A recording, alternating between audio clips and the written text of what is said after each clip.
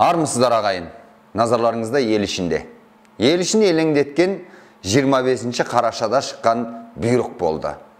Ол қандай бұйрық десеңіздер, Қазақстанда енді адамдарға жынысын ауыстыра беруге заңды түрде рұқсат етілді.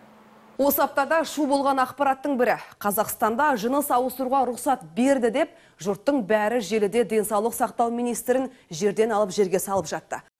Елде әйелден еркекке, еркектен әйелге айналғандар көбеймесе болды. Білетіндер, күні кеше жыныс ауыстыруға рұқсат беретін ережені бекіткен денсаулық министрі Цой мырзаның бұл шешімі жақсылыққа апармайды деп топшылап отыр.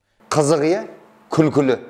Әрине күлкілі, бірақ бұның ар жағында біздің болашағымыздың тамырына балта шауып жатқаны және біздің ұлтымыздың ертеңі үшін жылайтынымызды да ұмытпайық ағайындар.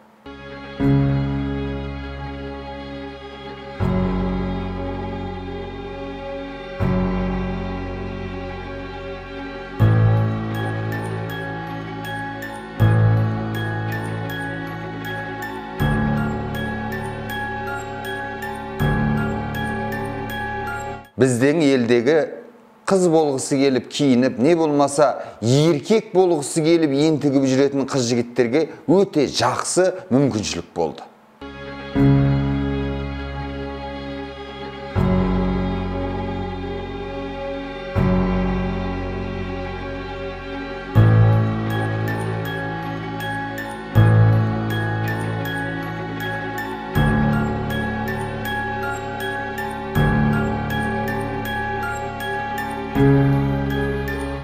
Олар біздің арамызда жай ғана жүрген жоқ.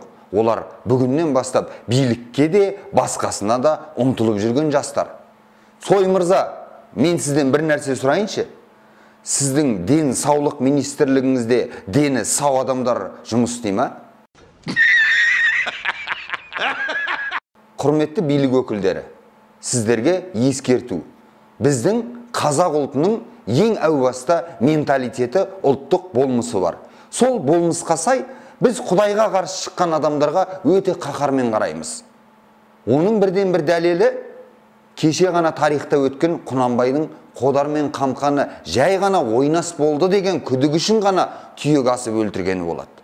Ал енді өздеріңіз ойлаңыздар, ертең біздің Қазақстанның қалаларының көшелерінде жынысын ауыстырған жастар жүретін болса, онда ол жастарды біздің көшеде жүрген қарапайым жастар ұрып, соғып, Құдай бетін ары қылсын өлтіріп кететін болса, осы заңды шығарған адамдар сіздер кінәлі боласыздар. Бұл да естеріңізде болсын.